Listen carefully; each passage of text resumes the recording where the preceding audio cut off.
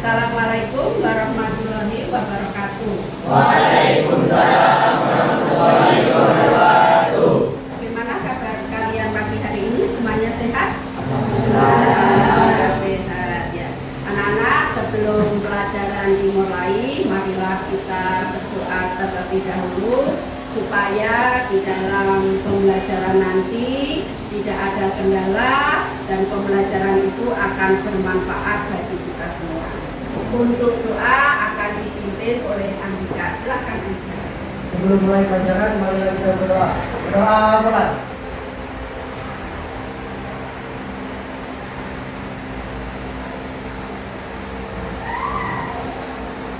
Sudah selesai. Anak-anak, pada pagi hari ini semuanya hadir atau ada yang tidak hadir? Ada yang tidak hadir. Ada yang tidak hadir. Siapa yang tidak hadir? Aditya. Kenapa Aditya? Sakit. Terus selain Aditya siapa? Alia. Oh, Alia. Kenapa Alia? Sakit. Terus apa lagi? Hasanuddin. Mengapa Hasanuddin hari ini tidak masuk? Sakit. Oh, banyak sekali yang sakit ya. Yang lainnya sudah? Sudah ada semuanya sehat. Ya, alhamdulillah. Ya, semoga yang tidak hadir hari ini, yang sakit hari ini, semoga segera sehat dan bisa masuk kembali ke sekolah. Amin. Anak-anak, pada pagi hari ini kita akan belajar tentang teks persuasi. Tetapi sebelum Ibu melanjutkan materi yang baru, Ibu akan mengulas kembali materi yang kemarin yang sudah Ibu berikan kepada kalian, yaitu tentang pengertian dan tentang jenis-jenis teks persuasi. Mungkin kalian masih ingat apa itu teks persuasi? Siapa yang masih ingat? Oh iya, Sirli. Apa teks persuasi itu? Teks persuasi adalah teks edaran, syarat, tuntutan, imbauan, dorongan, arahan kepada seseorang untuk melakukan sesuatu sesuai dengan tujuan yang ingin dicapai oleh penulis. Pintar sekali ya. Berarti Sirli masih ingat materi yang kemarin, yaitu tentang rujukan, arahan, pesan, ya, dorongan kepada seseorang untuk melakukan sesuatu, teks persuasi. Nah, kalau jenis-jenis teks persuasi itu apa saja ya? Siapa yang? Oh ya, Rizky. Apa Rizky? Jenis-jenis persuasi ada 3. 1. Persuasi positif. 2. Persuasi pendidikan. 3. Persuasi iklan. 4. Persuasi propaganda. Ya, pintar sekali ya. Ada persuasi politik, persuasi pendidikan, kemudian persuasi propaganda dan persuasi periklanan. Jadi semuanya masih ingat ya materi yang kemarin sudah Ibu berikan. Mungkin ada pertanyaan dari kalian tentang materi yang kemarin ya? Saya bertanya, Ya. seperti teks lain, seperti teks berita atau teks persuasi yang memiliki ciri-ciri yang berbeda dari teks lainnya. Ya. Teks persuasi ada ciri-ciri yang berbeda dari teks lainnya juga. Ya, bagus sekali. Apakah teks persuasi itu memiliki ciri-ciri? Memiliki ciri-ciri atau tidak ya? Memiliki ya. Teks persuasi memiliki ciri-ciri. Atau sebelum Ibu menjawab, mungkin ada yang tahu apa itu ciri-ciri daripada teks persuasi. Oh, ada yang tahu? Apa? Yaitu menulis kata-kata dalam teks persuasi. Ya. Jadi teks persuasi itu membutuhkan fakta dan data. Teks persuasi itu mengandung rujukan, ajakan, atau dorongan. Yang ketiga, teks persuasi itu berisi tentang kata-kata ajakan yang tersurat maupun yang tersirat. Ya, ada yang bertanya lagi? Tidak ada. Nah, sebelum kita melanjutkan materinya, coba kita senang-senang dulu biar kalian fokus dalam menerima pembelajaran ini. Coba sekarang menyanyikan lagu Potong Bebek Angsa. Semuanya hafal? Hafal. Biasanya kalau potong bebek angsa itu vokalnya ada yang O, ada yang I ya. Tapi sekarang ini kita ubah menjadi vokalnya I semua. Ayo kita coba ya. Jadi harus konsentrasi, jangan sampai kalian salah mengucapkannya ya. 1, 2, 3.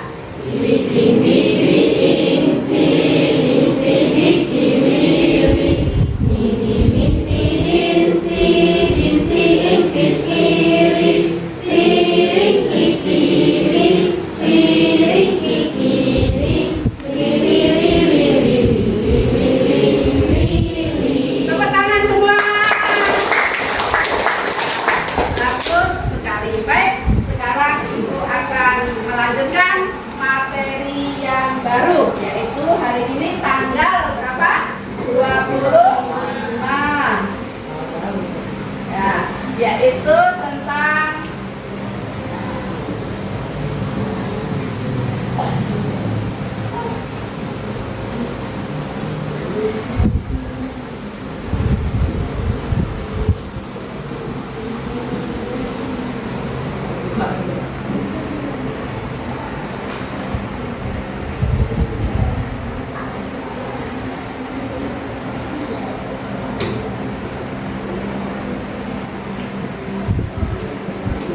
menelaah struktur dan kaidah kebahasaan teks persuasif. Nah, anak-anak, tujuan daripada pembelajaran menelaah struktur dan kaidah kebahasaan teks persuasif, yang pertama, peserta didik diharapkan mampu untuk menganalisis struktur teks persuasif. Yang kedua, peserta didik diharapkan mampu untuk menelaah kaidah kebahasaan teks persuasif. Jadi nanti setelah kalian belajar tentang struktur dan kaidah, kalian harus bisa menganalisis, yaitu apa saja yang ada di dalam struktur teks persuasif.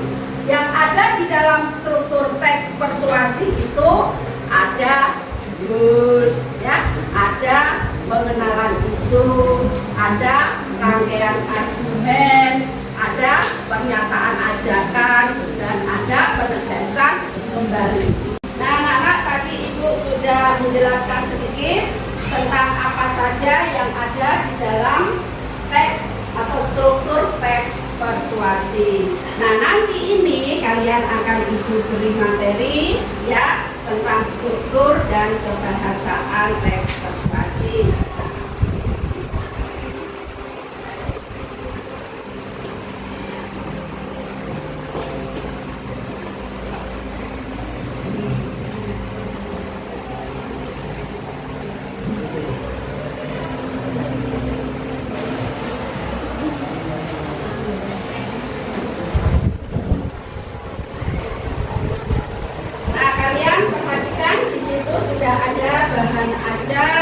Tentang struktur dan kaidah kebahasaan. Coba kalian buka ya.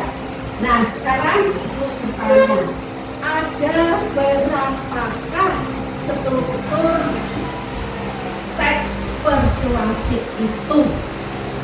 Ya, ada 5. Coba sebutkan salah satunya.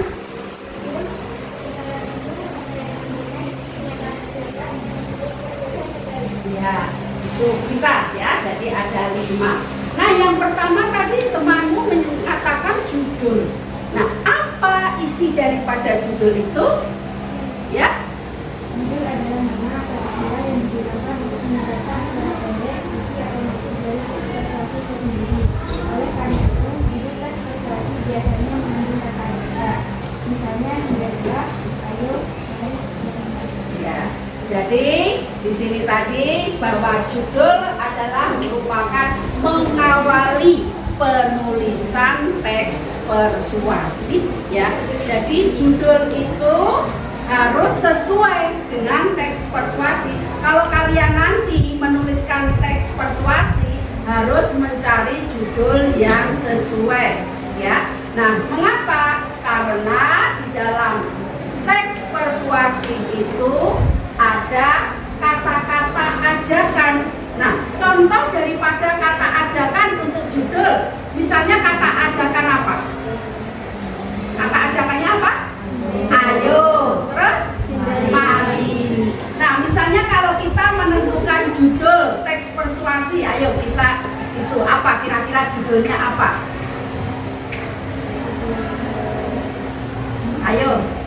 Ayo boleh mari.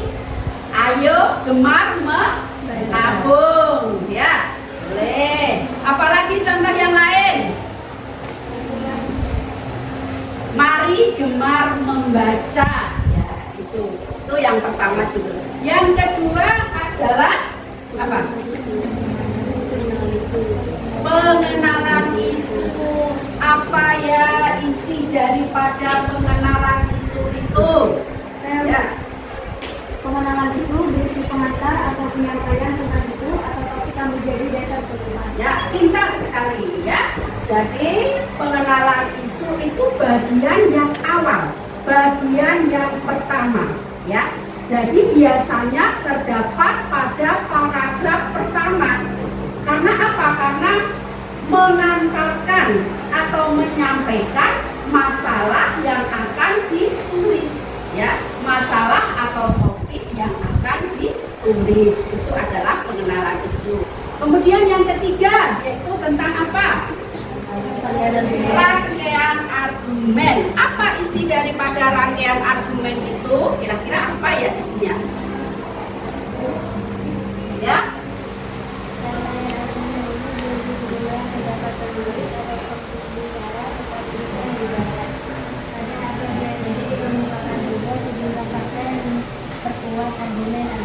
Ya, bisa. Jadi rangkaian argumen itu berisi argumen-argumen penulis atau pendapat-pendapat penulis yang akan disampaikan kepada pembaca. Nah, di dalam argumen itu, ya argumen-argumen itu bisa disertakan yaitu fakta, kalimat fakta. Mengapa perlu adanya kalimat fakta? Karena untuk memperkuat argumen penulis tadi. Supaya apa? Supaya pembaca maupun pendengar menjadi percaya dengan apa atau topik yang disampaikan oleh penulis ya. Kemudian yang keempat yaitu tentang apa? Pernyataan ajakan. Nah, apa isinya pernyataan ajakan ini? Isinya tentang apa? Isinya tentang apa ya? Ya.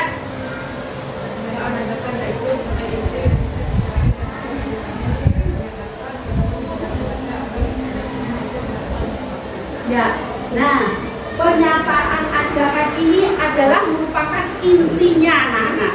Merupakan intinya. Mengapa? Karena di dalam kalimat ajakan itu disertakan dengan kata ayo, kata mari, kemudian kata harus atau perlu. Jadi di dalam pernyataan ajakan itu kata-kata ajakan bisa secara tersurat, bisa juga secara tersirat ya. Yang terakhir yaitu tentang penegasan kembali atau penegasan ulang. Apa itu ya isinya penegasan kembali atau penegasan ulang? Apa? Siapa yang tahu? Apa yang bisa? Apa isinya? Apa isinya? Apa? Ya?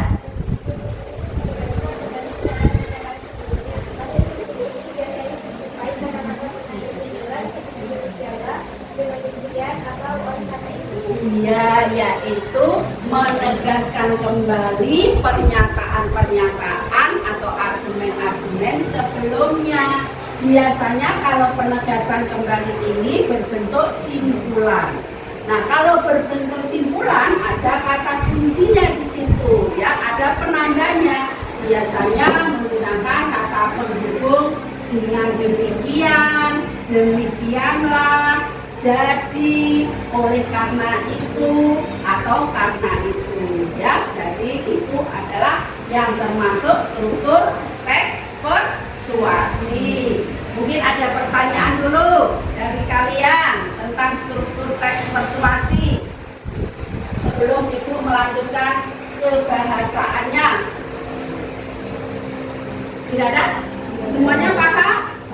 Ya, kalau Ibu suruh menganalisis bisa? Ya. Sekarang Ibu lanjut, yaitu kaidah kebahasaan. Bagaimana Ibu lanjutkan tentang kaidah kebahasaan teks persuasif.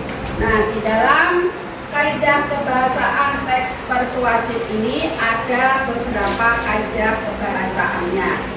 Yang pertama, kalian boleh melihat yang Ibu berikan tadi bahan ajarnya, ya, yaitu menggunakan kata rujukan.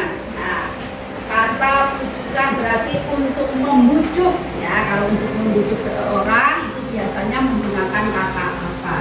Nah, kata apa kira-kira yang digunakan? Kata ayo, kemudian kata mari, apalagi? Hendaklah, apalagi? Jangan, perlu, sebaiknya, lakukanlah, ya. Itu yang termasuk kata-kata rujukan yang nantinya akan kalian gunakan untuk menulis teks persuasif, ya. Jadi menggunakan kata rujukan. Yang kedua yaitu menggunakan kata kerja mental. Kata kerja mental ini, ya, berkaitan dengan perasaan, berkaitan dengan kognitif.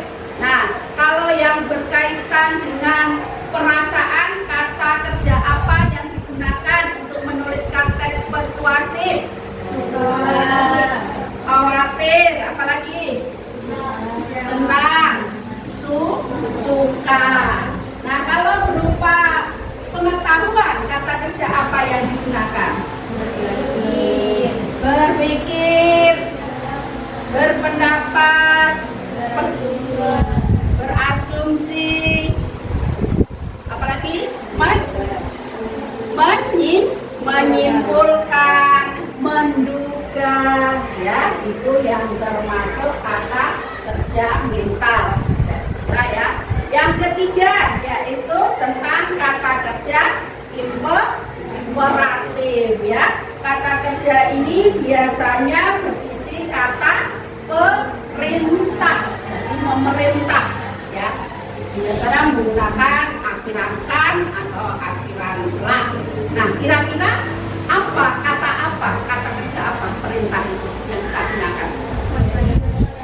Jadikanlah, apalagi? Lakukanlah, waspadalah, apalagi?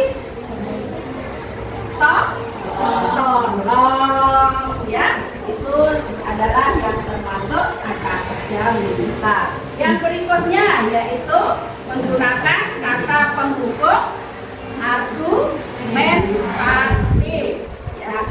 Nah, apa isinya? Argumentatif berarti berargumen, ya, berarti pendapat. Biasanya menggunakan kata penghubung apa untuk itu? Bukan, maka, karena, dengan demikian, akibatnya banyak, ya, berarti, ya, untuk kata penghubung apa tadi?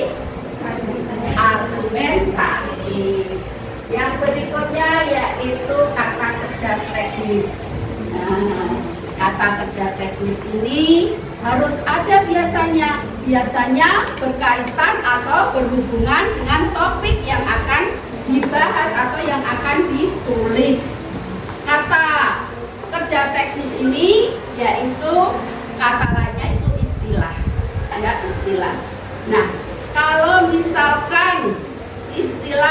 dari kata-kata permainan tradisional. Istilahnya permainan apa saja yang termasuk permainan tradisional itu? Dakon atau congklak ya. Apalagi? Gobak sodor,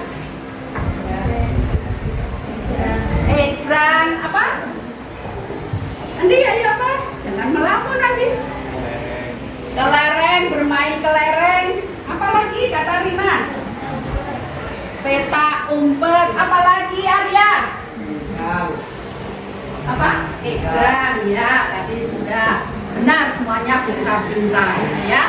Nah kalau misalkan istilah pendidikan, ayo kalau pendidikan berkaitan dengan pendidikan, istilah apa?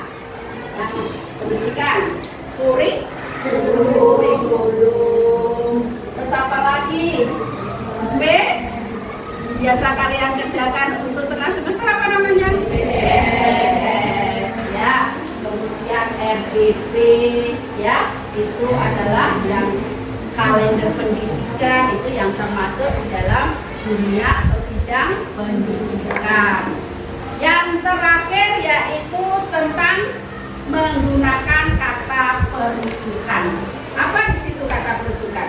Sebagai pendahuluan sebelum menyajikan data yang menjadi sumber dari teks persuasi itu. Ya, berbeda ya antara perujukan dan merujuk. Ya, tadi kalau perujukan itu digunakan sebagai pendahuluan ya sebelum menyajikan data. Kira-kira karena apa ya yang digunakan untuk perujukan itu?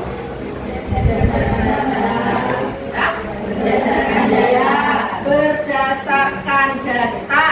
Titik itu dilanjutkan kalimatnya ya, berdasarkan data yang digunakan dalam gitu ya. Kemudian apalagi? Merujuk pendapat, apalagi? Mengutip dari ya, itu termasuk kata perujukan yang digunakan di dalam teks persuasi. Berarti ada berapa kaidah kebahasaannya? 6. Ayo disebutkan bersama-sama. Yang pertama yaitu menggunakan kalimat tujuan. Ya, kedua menggunakan kata kerja mental. Ketiga menggunakan kata kerja imperatif. Keempat menggunakan kata teknis. Kelima menggunakan kata pembukaan argumentatif. Keenam menggunakan kata perujukan. Ya, pintar. Jadi itu adalah kata-kata yang ada di dalam kaidah kebahasaan teks persuasif. Baik anak-anak, tadi setelah kalian belajar tentang struktur dan kebahasaan, mungkin ada yang perlu ditanyakan, mungkin ada materi salah satu di struktur dan kebahasaan ada yang belum jelas, bisa ditanyakan. Tidak ada? Semuanya jelas? Jelas sekali berarti kelas di sini semuanya paham dan jelas. Ya, baik. Kalau kalian tidak ada yang bertanya, berarti itu akan memberikan lembar kerja siswa. Ya, kalian kerjakan ini berdasarkan kelompok yang tadi sudah kalian bentuk. Ya, jadi nanti kalian akan menganalisis struktur teks persuasi dan akan menelaah tentang kebahasaan teks persuasi. Ya.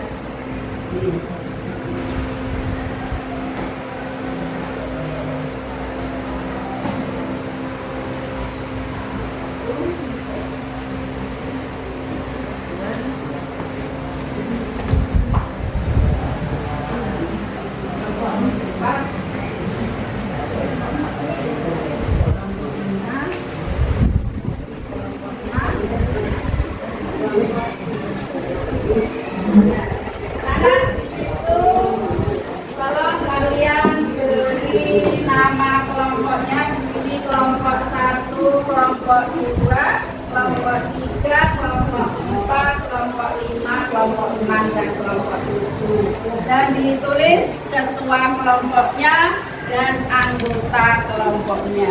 Ya, kalian tulis.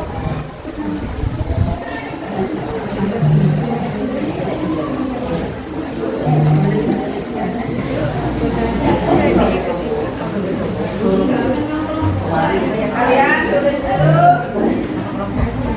Kelompok dan nama kelompoknya sudah ditulis.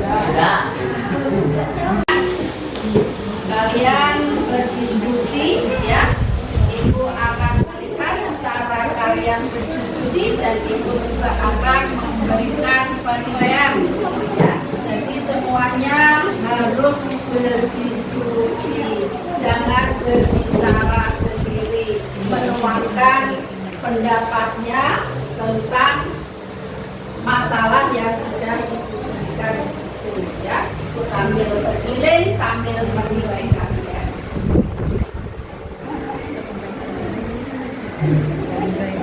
Kalau ada yang belum paham boleh ditanyakan kepada ibu.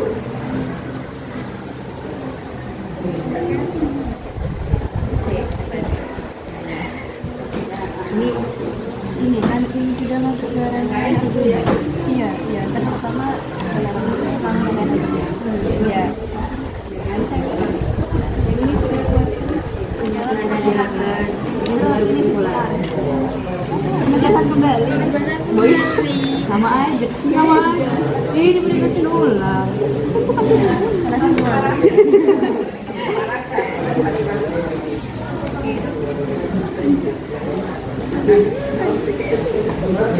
Mana? Ayo sudah di sini. Ini mana? Ya, di sini tulis paragraf 1 ya. Nanti ditulis kalimatnya ini ya. Satu ini ditulis diletakkan di sini ya. Nanti ya. Nah, apa sudah ada yang selesai? Semuanya sudah selesai? Sudah ya. Tadi ibu sudah keliling, semuanya sudah berdiskusi dengan baik, semuanya menuangkan ide atau pendapatnya yang ada di dalam teks persuasi itu. Nah, sekarang siapa yang ingin mempresentasikan terlebih dahulu? Oh ya, silakan maju. Yang lain mendengarkan ya.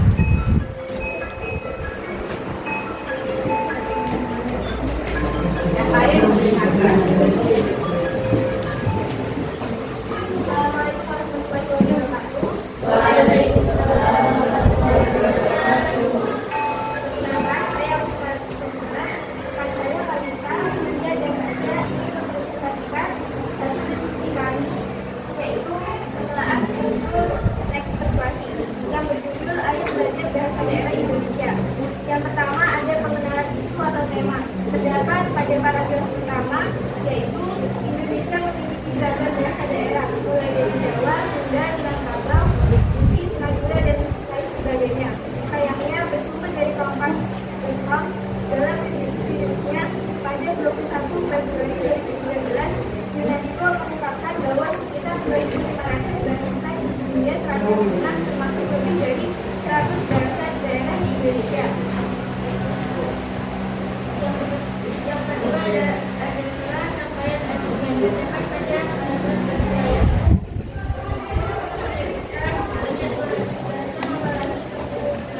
Dalam 30 tahun terakhir dan 87 bahasa dalam status tidak aman. Selain itu, diperkirakan sekitar 3.000 bahasa lokal akan punah pada akhir abad ini. Yang ketiga adalah penataan kebijakan. Terdapat pada paragraf 3, bagaimana sudah jelas kalau bahasa daerah di Indonesia sudah menurunkan. Oleh karena itu, ayo kita lestarikan bahasa daerah di Indonesia. Kamu bisa mulai dari mempelajari bahasa daerah sendiri, menghargai bahasa daerah lain, hingga nantinya mempelajari bahasa daerah lainnya. Yang keempat adalah penegasan ulang.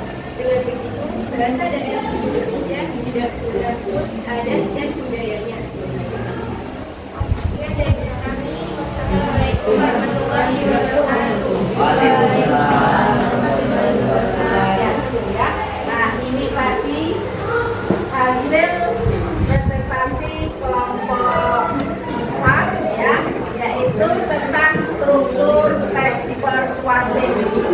Mungkin ada yang menanggapi, ayo apa kelompoknya Andi?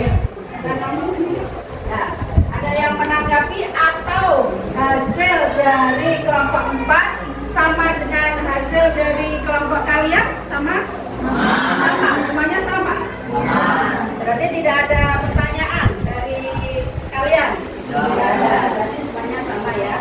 Ya, baik, terima kasih untuk kelompok 4 yang sudah mempresentasikan. Silakan.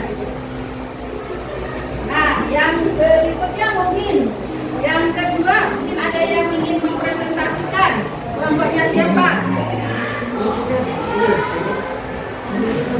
Ayo, kelompoknya siapa yang ingin mempresentasikan?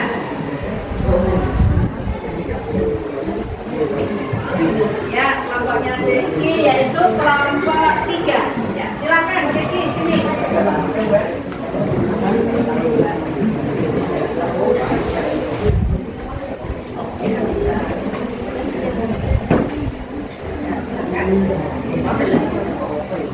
Silakan diperkenalkan.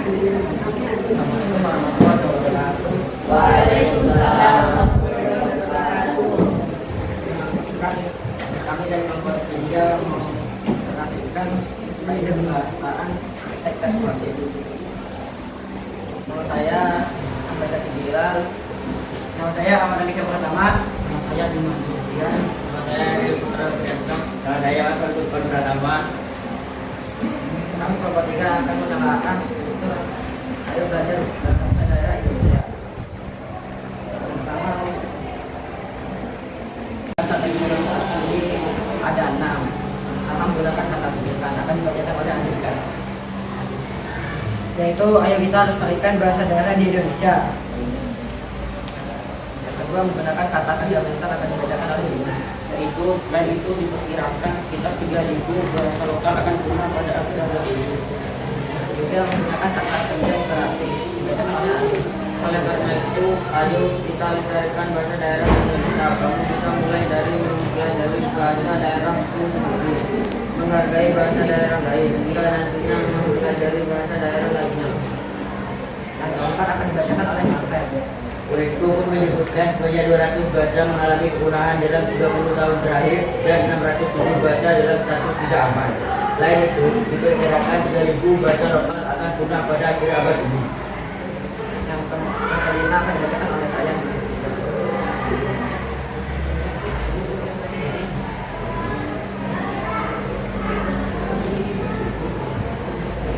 Dan begitu bahasa daerah di Indonesia tidak punah, pun ada dan budayanya.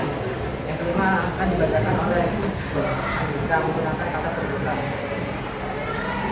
Yang ke-1, UNESCO mengungkapkan bahwa sekitar 2.500 bahasa di dunia terancam punah, termasuk lebih dari 100 bahasa daerah di Indonesia. Yang kedua, UNESCO pun menyebutkan sebanyak 200 bahasa mengalami kepunahan dalam 30 tahun terakhir dan 607 bahasa dalam status tidak aman. Sekian dari saya. Sekian dari kami. Assalamualaikum warahmatullahi wabarakatuh. Nah, anak-anak, ini tadi adalah kelompok 3 yang sudah mempresentasikan. Mungkin di antara kelompok-kelompok yang lain yang ingin memberikan pertanyaan atau tanggapan atau saran. Kelompoknya siapa yang ingin memberikan pertanyaan, tanggapan atau saran? Ya, kelompok berapa? Kelompok 5. Kelompok 5. Ya, silakan. Secara keseluruhan presentasi yang diberikan oleh kelompok 3 sudah sangat baik. Tapi saya ada sedikit pertanyaan, yaitu mengapa kata kaidah kebahasaan tidak disebutkan secara spesifik? Apakah keberatan jika saya minta untuk diperjelas lagi? Ya, ini kelompok 5 ya menanggapi mengapa kata-kata kebahasaan yang ada di dalam teks persuasif itu tidak kalian sampaikan kepada kelompok lain. Mungkin ada yang menanggapi. Saya panggil kaidah bahasa persuasif. Yang pertama menggunakan kata terbuka. Yang kedua menggunakan kata kerja kita diperkirakan. Yang ketiga menggunakan kata kerja imperatif atau melestarikan. Yang keempat menggunakan kata teknis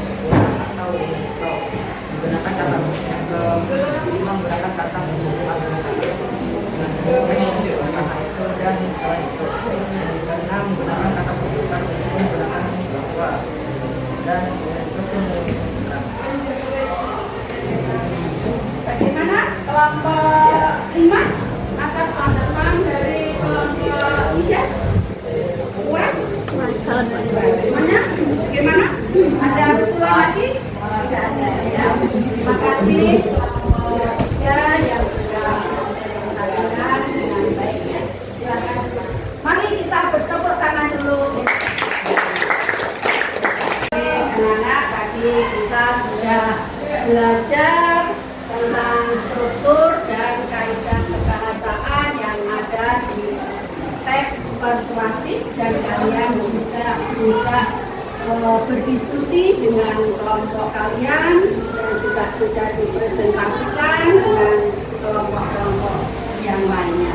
Nah, anak-anak, kesimpulan daripada teks struktur teks persuasi dan kaidah kebahasaan persuasi. Yang pertama, struktur teks persuasi ada berapa? Kita simpulkan ada berapa? Ada 5 ya. Yang pertama yaitu judul, yang kedua adalah ya, yang ketiga adalah yang keempat, yang kelima ya, itu berarti ada 5 struktur teks persuasi. Sedangkan kaidah kebahasaan teks persuasi ada berapa? Yang pertama yaitu menggunakan kata rujukan. Yang kedua kata kerja mental. Yang ketiga menggunakan kata kerja imperatif. Yang keempat menggunakan kata teknis. Yang kelima yang menggunakan kata argumentatif. Yang keenam nah, struktur dan kaidah ini nanti akan kalian gunakan untuk menulis teks persuasi. Jadi untuk minggu depan ya, waktu pelajaran bahasa Indonesia, kalian akan menulis teks persuasi, yaitu kelanjutan hari ini. Jadi nanti kalau kalian menulis teks persuasi, diperhatikan strukturnya, diperhatikan kaidah kebahasaannya. Jadi anak-anak, terima kasih. Hari ini kalian sudah belajar tentang struktur dan kaidah kebahasaan teks persuasif.